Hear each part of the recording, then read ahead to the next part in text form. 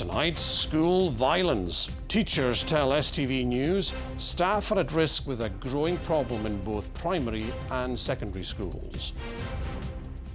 Being hit, pushed, head-butted, scratched, bitten. Also tonight, building a new life. A group of female Afghan medical students say studying in Scotland has given them back a dream that was taken away from them. On holiday, the King starts his summer break at Balmoral on Royal Deeside. They'll spend several weeks in Scotland. And in sport, Bob McIntyre says he felt like smashing his clubs after missing out on the BMW Championship in the US to world #1 Scotty Scheffler. Good evening, I'm Norman MacLeod and this is the STV News at 6, live from Aberdeen.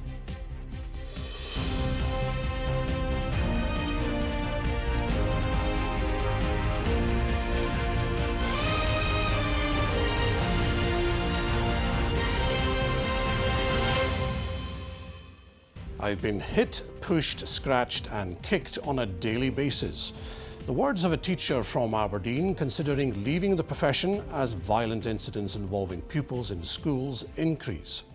Unions say the safety of staff is at risk and more action is needed to tackle the growing problem in both primaries and secondaries. It comes as figures obtained by STV News reveal a surge in both physical and verbal attacks. Brian Agriachan has more. I have quite a lot of nightmares about specific incidents and about, just being back at work and being frightened. For teachers like Laura, this is the everyday reality in some schools in Scotland. With violence against staff on the rise, many are considering leaving the profession altogether. Being hit, pushed, head-butted, scratched, bitten, on a daily basis, kicked. I'm covered in bruises most term time. I have to say I'm looking at other careers, which is heartbreaking. New figures obtained by STV News show the majority of local authorities in the north of Scotland have seen a surge of violent attacks from pupils towards staff in the last 3 years. This includes both physical and verbal attacks. Of the 10 local authorities contacted, 8 responded. The majority saw an increase in physical and verbal attacks. The highest number of incidents was in Aberdeen at more than 1,200. That was a 70% increase over the course of 3 years. In Murray, there was more than 1,000 in the last academic year. Although that was down from the previous year, it's still an overall increase of more than 170% since 2022. Now, attacks in schools in Shetland rose by almost 80% between 2022 to 2024, from 70 to 125. However, in Angus, there was no increase in the past 2 years, with 372 incidents each year between 2023 and 2025. Unions said the findings are alarming and warn teachers' safety is at risk. If you look regrettably at that incident up in Elgin last year where the bus driver was stabbed by a teenager, that could easily happen in a school. There needs to be something there so that pupils themselves see, right, I'm not going to get away with that. I'm not going to be allowed to indulge in unacceptable behaviour. I'm not going to be allowed to be violent. Kim has worked in the profession for almost a decade, but she says at her current school in Aberdeen, some classes are just about surviving. You're constantly on alert, you're constantly looking out for the next attack because you know it's going to come. It's not, we're not overstating it when we're saying this is every single day we're going in and we're being verbally and physically abused and no one cares. She blames a rise in misogyny for some of the behaviour and a lack of consequences. 2 boys marched into my classroom and basically squared up to me, told them to get out of the classroom. When they did, I closed my door and they then proceeded to try and kick my door down. We've had instances where there's been fireworks fired at teachers inside the school building. The Scottish Government introduced guidance to tackle rising levels of violence and aggression earlier this year. We've also, in the budget, as I spoke to, managed to provide local authorities with an additional £186.5 million to restore teacher numbers, alongside that £29 million I spoke to in terms of the ASN workforce, which is hugely important to my mind. You have to get staffing right if you're going to meet the challenges in our schools. So having a properly resourced school and a properly resourced classrooms is fundamental to tackling these challenges, particularly post-pandemic. But unions say there's much more work to be done. To make sure that there's resources in terms of teachers, that we're still employing teachers, that the 1.5 hours non-class contact time isn't reduced for all teachers, which would mean employing more teachers, that there's ASN specialist teachers provision, that there are trained PSAs in place as well. As the new academic year gets underway, teachers like Kim say they're filled with anxiety. For them, they're hoping to go to work and feel safe, but say that's the furthest thing from reality at the moment. Gráinne Níogahin, STV News. The niece of former First Minister Alex Salmond has criticised Nicola Sturgeon's decision to write about her late uncle. Mr Salmond, who died last year at age 69, was suing the Scottish Government over its investigation into complaints against him. It's understood his widow will continue that legal action. Stephen is in the newsroom. So Alex Salmond's niece hitting out at some of the contents of Nicola Sturgeon's book. Yes, Christina Henry today has criticised several claims made in Nicola Sturgeon's memoir, which was published last week. In it, Ms Sturgeon accused Mr Salmond of creating conspiracy theories over sexual harassment allegations and said he did not read the Independent's white paper before the referendum in 2014. Now, Christina Henry today said Ms Sturgeon had done so because her uncle was not here to defend himself and would have defended himself, she said, with every fibre of his being. So I can only speak for myself personally, and for me personally, the most upsetting thing has likely been the comments made when my uncle is no longer here to defend himself, as he would have done with every fibre of his being. And the main point here is that were he still alive, the comments would not have been made. Well, before his death last year, Alex Salmond was pursuing legal action against the Scottish Government over its handling of complaints about him. A judicial review into the Scottish Government handling of those complaints found the investigation was tainted with apparent bias, while a court cleared him of all charges. It's now understood Mr Salmond's widow and family will continue to pursue that legal action. The Scottish Government say they won't comment on live litigation. Stephen, thank you. A group of female Afghan medical students say studying in Scotland has given them back a dream that was taken away from them. The 19 women came here a year ago with the help of the Linda Norgrove Foundation. The charity was set up in the name of the Western Isles aid worker who was killed in Afghanistan. They were forced to give up their studies there after the Taliban took control and cracked down on women's rights. Gordon Cree has the story. Mushta is getting ever closer to her dream of being a doctor, a path inspired by a family tragedy. When I was in school, one of my aunts, she was sick. She was pregnant and belonged to the conservative family, the family who was not allow female to go to male doctor. So she died due to the lack of female doctor. So it was the day that made me stronger in my decision to be a doctor. And she told me while her studies back home were stopped by the Taliban, she's now thriving in Dundee. To be honest with you, everything is full of enjoyable in Dundee, but especially the people, they are so friendly and kind. And every time when I need a hand, they give me the hand. So it's very good for me. And I also enjoy from the Tayside River. And I walking here in the morning and give me a sense of positive and fresh air. Mushta hopes to eventually open a hospital named after Linda Norgrove. She was the aid worker from the Western Isles who was killed in a rescue attempt after being taken captive in Afghanistan. Her family's foundation, along with the Scottish and UK governments, is behind the students being here.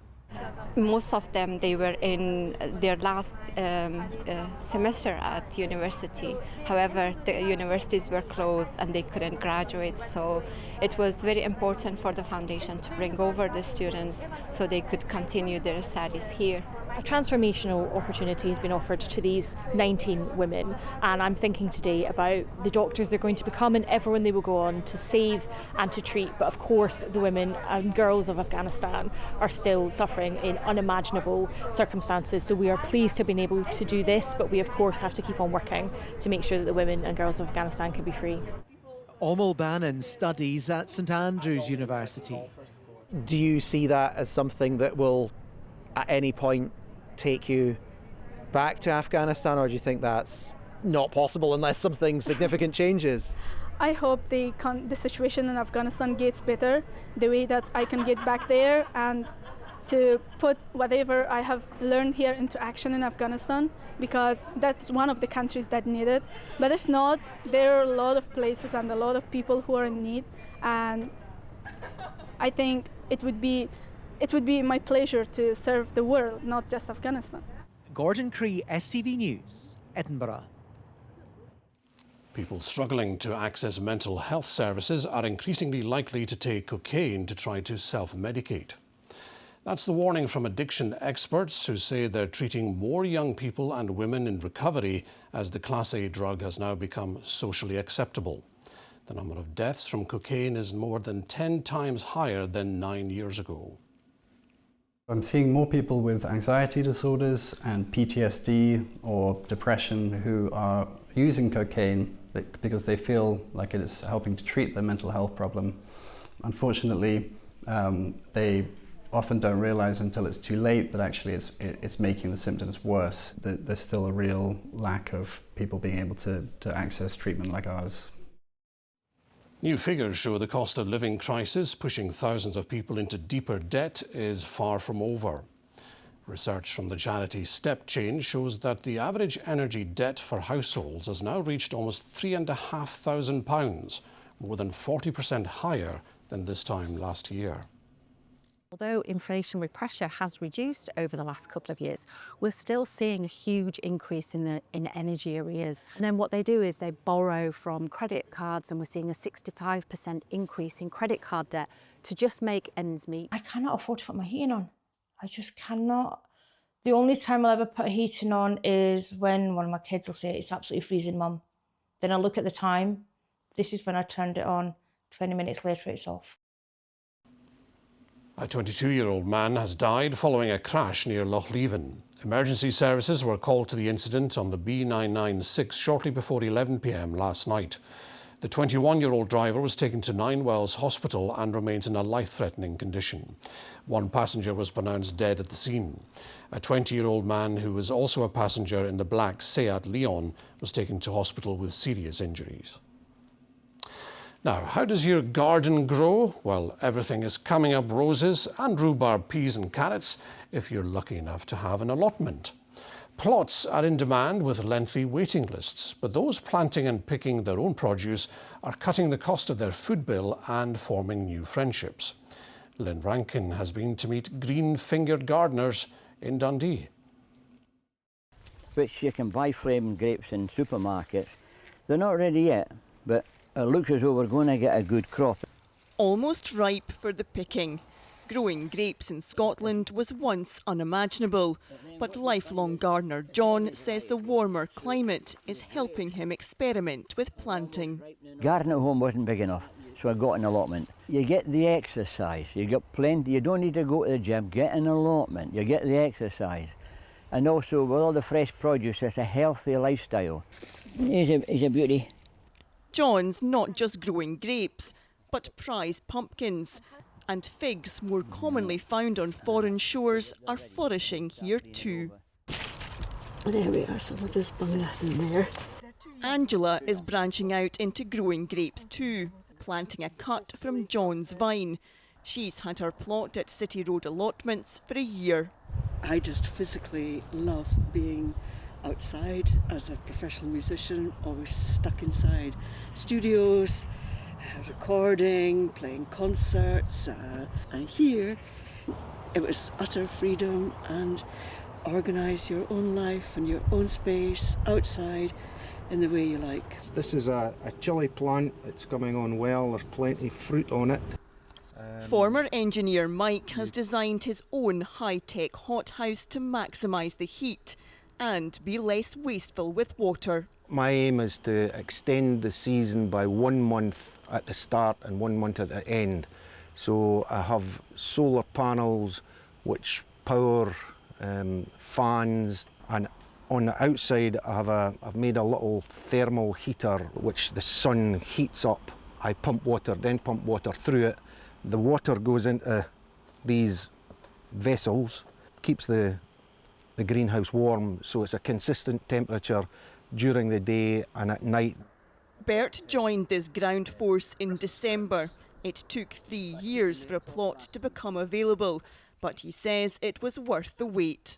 Now I'm here, they're not getting me out. Every day there's something new. You know, there's always something to do. It's always changing. It evolves, you know.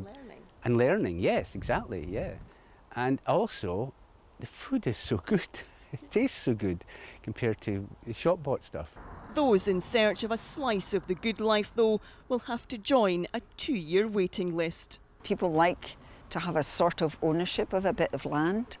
A lot of people live in flats and such like and don't have anything that they can, anywhere they can grow. So an allotment gives you that. And the satisfaction of growing something from a seed never leaves you.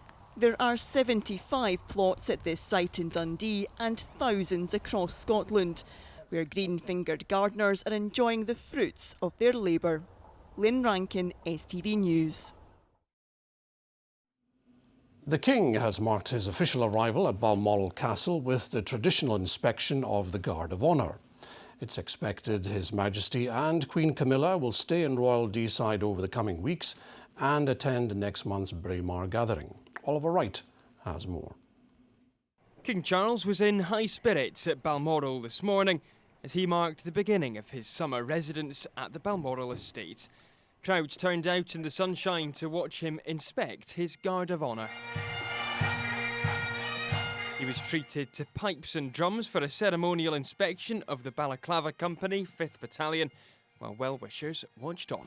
This has become somewhat of a tradition for the royals at the start of their summer holidays to Balmoral, and it's popular both with locals who want to come and welcome their neighbours for the summer, tourists who want to get a taste of the rich royal ties this region has to offer, and royal watchers who find this engagement allows them to get a bit more up close and personal with the King. It's one of the best things I've seen, because it was so informal and I wasn't quite sure what we were meant to do. I didn't know whether to applaud or, you know, I didn't have a flag to wave. It was just here. We knew the castle is closed because he's on a holiday, but we didn't know. He was just inspecting the garden now, so big surprise. We were invited through my grandson being the Company Sergeant Major to the Royal Guard. To be up so close to him and listen to him talking, it's great experience.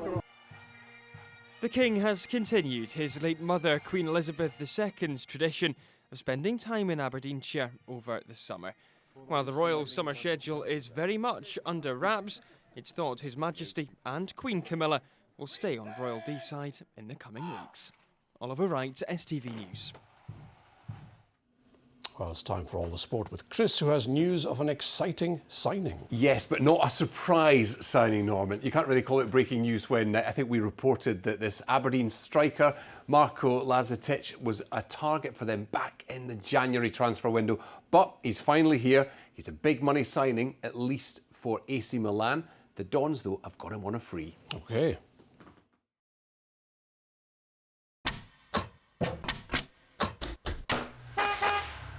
STV Sport, sponsored by the C.R. Smith Summer Sale.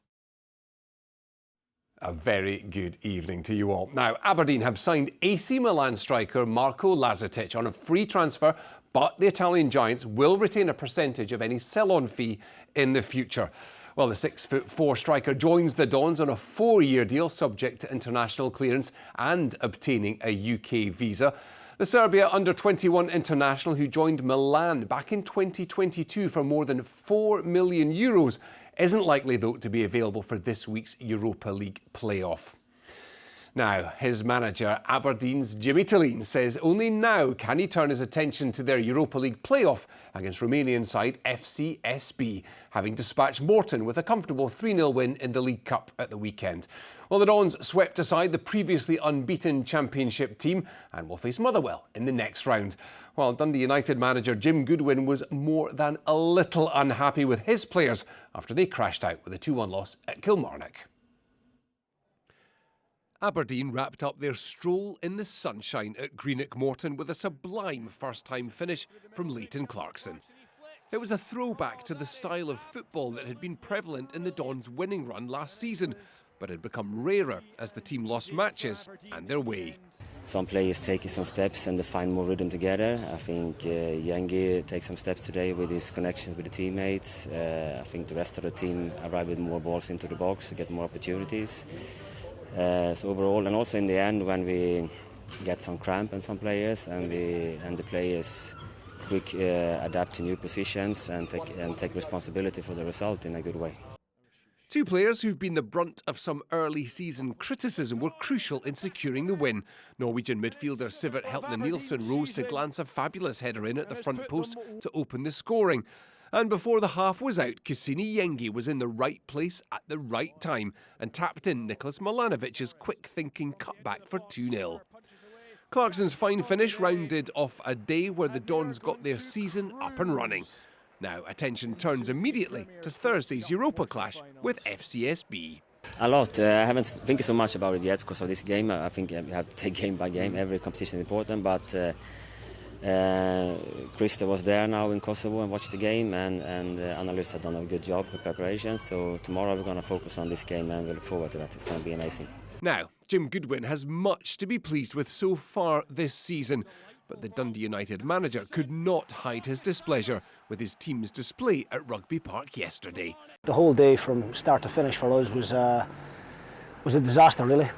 An injury to striker Max Waters didn't help his mood, but it was his side's weakness in defence that provoked his ire, and it's something he says they'll be working hard to rectify in training this week. We identify markers and key players for the opposition, and you know, when you're out there, you need to take responsibility in those situations, and it's cost us in the last 3 games. You know, and there's no hiding from that. It's simply not good enough.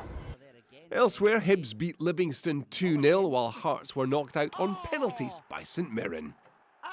Yeah, details of the cup draw are on our website. Now, St Johnstone have rejected a bid for star striker Mackenzie Kirk from English League side Peterborough United in the region of £500,000, with Portsmouth, Luton Town and Dunfermline all keen on the forward. Well, Kirk scored 5 goals in the group stage of the Premier Sports Cup earlier this season, but was missing for the 1-0 extra time defeat to Motherwell. Well, Saints competed well with the Steelmen, but with Kirk absent, lacked the killer touch in front of goal. We have started very well our championship campaign, but now this next game next Saturday at home versus abroad, by far it's our most important game of the season. By far it's our most important game of the season, because if we start thinking we are okay, we are good, no. I've seen abroad twice already on live. They're good teams and their results, you know, show it. They are up there. Yeah, Arbroath are a good team. Now to golf, and Robert McIntyre says he felt like smashing up his golf clubs after letting a commanding lead slip to finish just second in the BMW Championship in America. He was ahead by 4 shots going into the final round yesterday, but struggled to a 4-over par 74 as world number 1 Scotty Scheffler claimed the title. Yes, I had the lead, but it doesn't matter until the final putt on the 18th green, the 72nd hole. So I still had a chance, and then I mean when he's pitched that in on 17 and then he's hit the perfect tee shot on 18, it's pretty much game over. It's then just you're playing for second place at that point. Right now I want to go and smash up my golf clubs, to be honest with you. And he could afford to replace them. He won more than $2 million. That's all from me.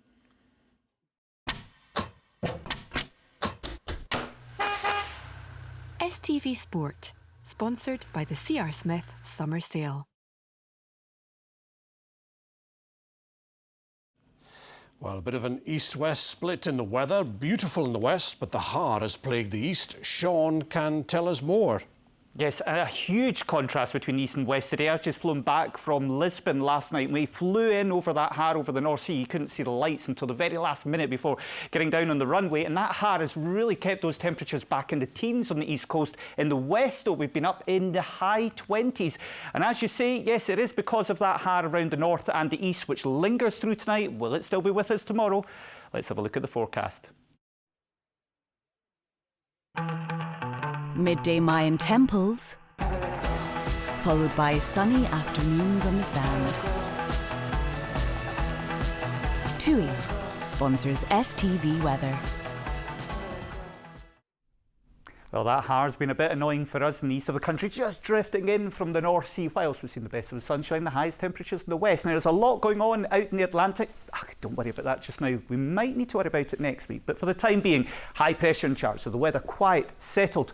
However, it is still a northeasterly breeze, which does mean we hang on to the lower temperatures, the air coming in from the North Sea. Overnight tonight to the har, the low cloud and misty weather for many eastern parts of the country. Best of the cloud breaks in the west, and your lows tonight, we're down to about 8 or 9 degrees Celsius in some spots, so a wee bit cool perhaps in one or two glens. So misty, murky start to tomorrow, especially across the hills. We've got that cloud around as well, and we've got a weak weather front coming in from the north, so I expect across maybe parts of Perthshire and Angus. We could just see a little bit of drizzly rain during the afternoon, but hopefully the clouds starting to break up across more inland parts and we'll see some sunshine coming through here. Look at your high tomorrow. Around Pitlochry we're up to 20 degrees Celsius, so feeling nice enough for us here. Fresher though, 14, 15 degrees Celsius in the east, but look at this, over the next couple of days it looks as if here we will actually get the higher temperatures. Pitlochry Wednesday and Thursday coming out as the top spot, 18, 19 degrees Celsius, but again we just hang on to that cloud around the east coast, especially the Angus, the Aberdeenshire coast. The best of the brighter weather in western parts, but the good news is the weather for most of us staying quiet and largely dry through the week. Bye-bye. TUI sponsors STV Weather.